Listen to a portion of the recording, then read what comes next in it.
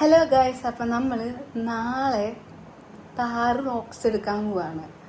കുറേ നാളായി കാത്തിരിക്കണം. അതെ, 10 മാസത്തോളമായി കാത്തിരിക്കണം. പക്ഷെ ഇത് ഇന്ന് കിട്ടും നാളെ കിട്ടും പറഞ്ഞിട്ട് കുറേ നാളായി ഇങ്ങനെ നീങ്ങി പോണ്. കാരണം അത് അവരെയും പറഞ്ഞിട്ട് കാര്യമില്ല. അപ്പം അതെ, നമ്മൾ ബുക്ക് ചെയ്തൊരു മോഡലിന്റെ പ്രശ്നമാണ്. അപ്പം ഇത് ഓണത്തിന് കിട്ടുന്നൊക്കെ ആയിരുന്നു, അല്ല അതിന് മുന്നേ കിട്ടുന്നൊക്കെ ആയിരുന്നു.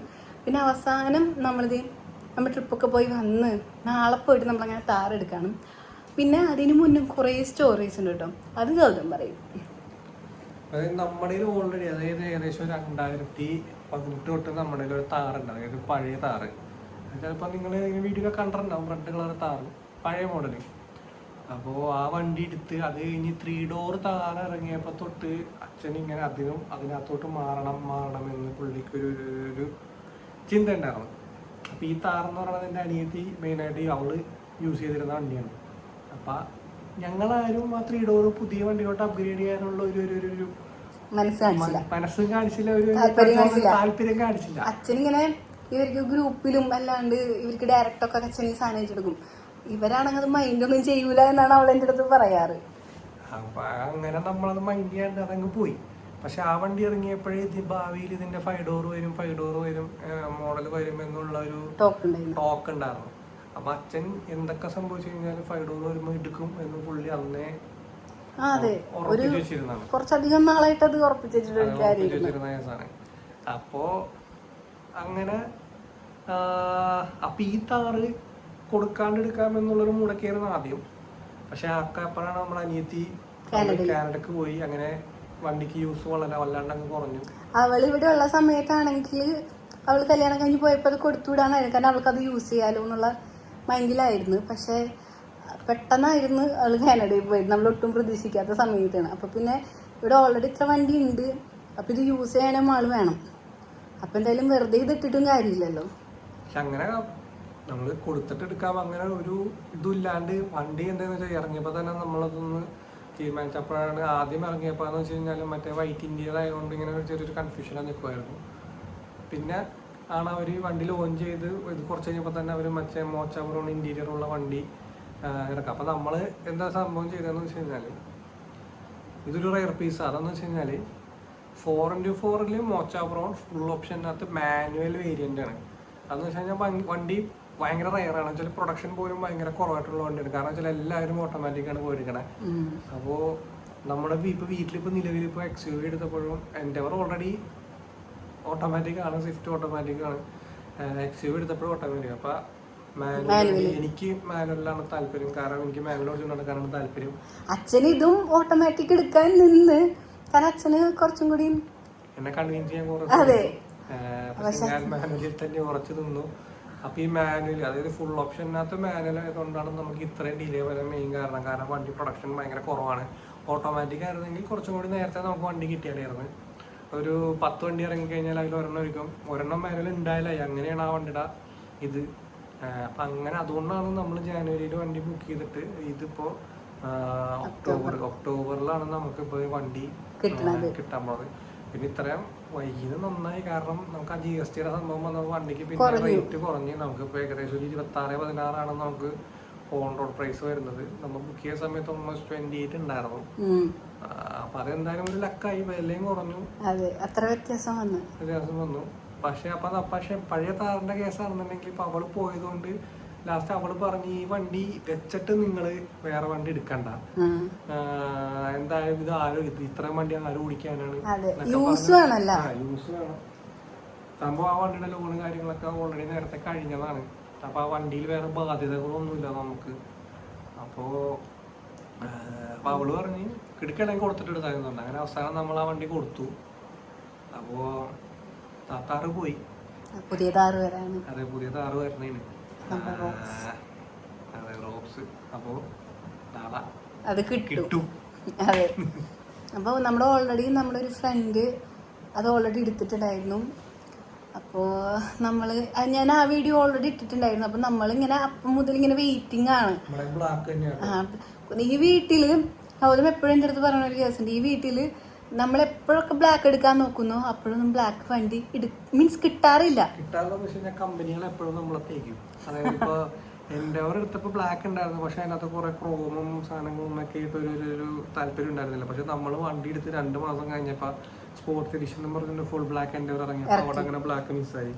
പിന്നെ XUV എടുത്തപ്പോഴും ബ്ലാക്ക് ഉണ്ടായിരുന്നില്ല. കറക്റ്റ് വണ്ടി എടുത്ത് 1 മാസം കഴിഞ്ഞപ്പോൾ അവന്മാര് ബ്ലാക്ക് ഇറക്കി. സ്വിഫ്റ്റും എടുത്ത് കറക്റ്റ് 1 മാസം കഴിഞ്ഞപ്പോൾ മാരുതി എല്ലാ വണ്ടികളിലും ബ്ലാക്ക് കൊണ്ടുവന്ന്. അപ്പൊ ഈ വട്ടം എന്തായാലും ബ്ലാക്ക്, ഗൗതത്തിന്റെ ഒരു സ്വപ്നാണ് ബ്ലാക്ക്. അപ്പൊ ഇതെന്തായാലും അച്ഛന് ഇതിലും വൈറ്റ് എടുക്കാനാണ് കുറച്ചും കൂടി ഇഷ്ടം. അത് അടിപൊളിയാണ് സംഭവം. പക്ഷെ ഗൗതം അത് സമ്മതിച്ചില്ല. ഗൗതത്തിന് ബ്ലാക്ക് തന്നെ മതി എന്ന് പറഞ്ഞ് അങ്ങനെ ആ സംഭവം നമുക്ക് നാളെ കിട്ടാണ്. അപ്പൊ ബാക്കി വീഡിയോ നാളെ കാണാം ഗായ്സ്. അങ്ങനെ ഞങ്ങളും താറെടുക്കാൻ പറ്റി.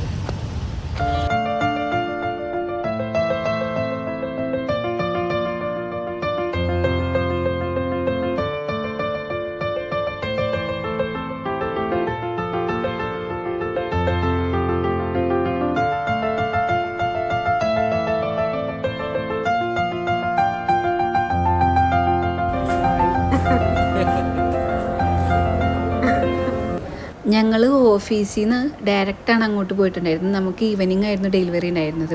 അപ്പോൾ അച്ഛനും ഗൗതമും അച്ഛൻ്റെ പാർട്ട്നേഴ്സൊക്കെ എത്തിയിട്ടുണ്ടായിരുന്നു അവിടെ. ഞങ്ങളവിടെ എത്തിക്കഴിഞ്ഞിട്ട് എല്ലാവരും കുറച്ച് നേരം വെയിറ്റ് ചെയ്യേണ്ടി വന്നിട്ടുണ്ടായിരുന്നു. കാരണം വണ്ടി ഡെലിവറി എടുക്കുന്നതിന് മുന്നുള്ള പ്രൊസീജിയേഴ്സ് കുറച്ച് കാര്യങ്ങൾ ചെയ്യാനുണ്ടായിരുന്നു. അത് കഴിഞ്ഞിട്ട് ഇവരാണെങ്കിൽ വണ്ടി മൊത്തം നിരീക്ഷിക്കുകയായിരുന്നു. കാരണം വേറെ ഒന്നുമല്ല, നമ്മുടെ വണ്ടി ഓവറോൾ നോക്കാൻ കാരണം എന്താണെന്ന് വെച്ച് കഴിഞ്ഞാൽ നമ്മുടെ വണ്ടിക്ക് എന്തെങ്കിലും സ്ക്രാച്ച് വേറെ എന്തെങ്കിലും നമ്മുടെ കണ്ണിൽ പെടാത്ത എന്തെങ്കിലും ഉണ്ടോയെന്ന് അവരെല്ലാവരും നോക്കിക്കൊണ്ടിരിക്കുന്നത്. അപ്പോൾ എന്തെങ്കിലും ഉണ്ടെങ്കിൽ അപ്പം തന്നെ ഇൻഫോം ചെയ്യുകയാണെങ്കിൽ പിന്നെ നമുക്കത് റെഡി ആക്കാമല്ലോ എന്ന് വെച്ചിട്ട് അപ്പം അങ്ങനെ മൊത്തം അവർ ചെക്ക് ചെയ്തുകൊണ്ടിരിക്കും. വണ്ടി ബില്ല് ചെയ്യണതിന് മുന്നേ തന്നെ ഗൗതം ഓൾറെഡി ആടി പോയിട്ടെല്ലാം നോക്കിയിട്ടുണ്ടായിരുന്നു. എന്നാലും നമ്മുടെ ഒരു സാറ്റിസ്ഫാക്ഷന് വേണ്ടി എല്ലാവരും കൂടി റീചെക്ക് ചെയ്യായിരുന്നു കേട്ടോ. അങ്ങനെ വേറെ ഇഷ്യൂസ് ഒന്നും ഇല്ലയെന്ന് മനസ്സിലായപ്പോൾ നമ്മൾ എന്തായാലും വണ്ടി ഡെലിവറി എടുക്കാനുള്ള കാര്യങ്ങളിലോട്ട് നീങ്ങി.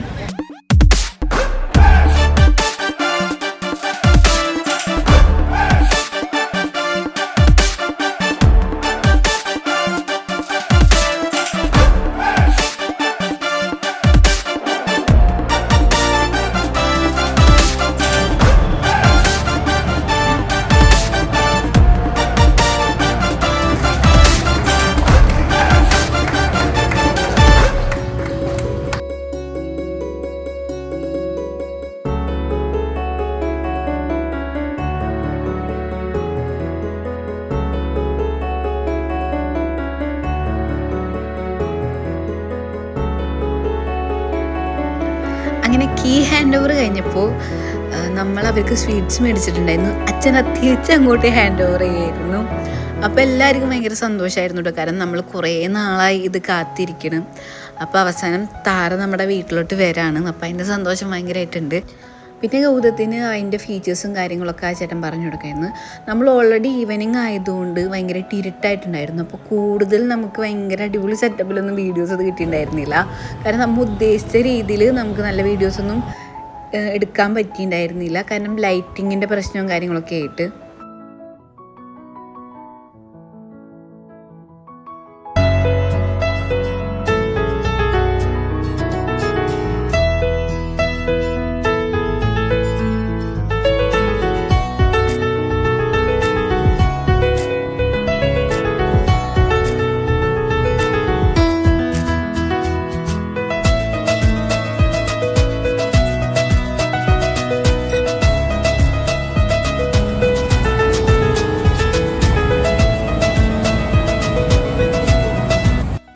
അങ്ങനെ ഈ ഷോറൂമിലത്തെ അടുത്ത ഡെലിവറി നമ്മുടെ കഴിഞ്ഞു. കാരണം ഈ കിടക്കുന്ന താറും 2 XUVയും നമ്മുടെ താറും എല്ലാം ഈ ഷോറൂമിൽ തന്നെയായിട്ട് എടുത്തത്.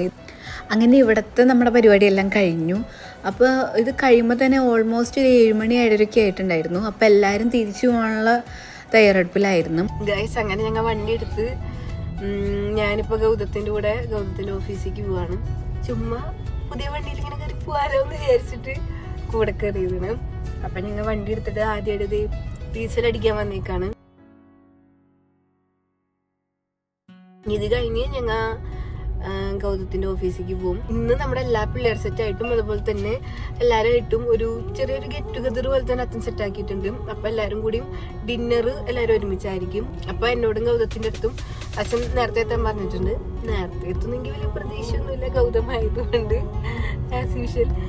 അപ്പോൾ നമുക്കത് ഒരു 9 മണിക്കാകുമ്പോഴേക്കും നമ്മൾ അവിടെ എത്തുന്നു വിചാരിക്കണം.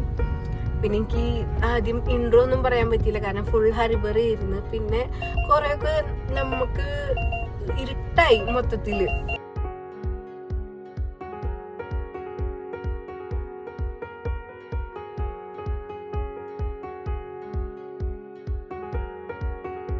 അങ്ങനെ ഗൗതത്തിൻ്റെ ഓഫീസിൽ പോയിട്ട് ഞങ്ങൾ തിരിച്ചു വന്ന്. അപ്പോൾ ഞങ്ങൾ അവിടെ എത്തുമ്പോൾ തന്നെ 9:15 ആയിട്ടുണ്ടായിരുന്നു. അപ്പോഴേക്കും നന്ദു മിക്കൊക്കെ വന്നിട്ടുണ്ടായിരുന്നു. അപ്പോൾ ബാക്കിയുള്ളവരെ ഞങ്ങൾ വെയിറ്റ് ചെയ്തിരിക്കുകയാണ്. അപ്പോൾ സഞ്ജയ് മാമനൊക്കെ ഏത് വണ്ടിക്കാൻ വന്നത്, അവൻ്റെ മുന്നിൽ ഷിഫ്റ്റ് കിടക്കണം കണ്ടിട്ട് അവന് കണ്ണ് കണ്ടില്ല. ഇത്ര നാളതിലായിരുന്നില്ല ജീവിതം.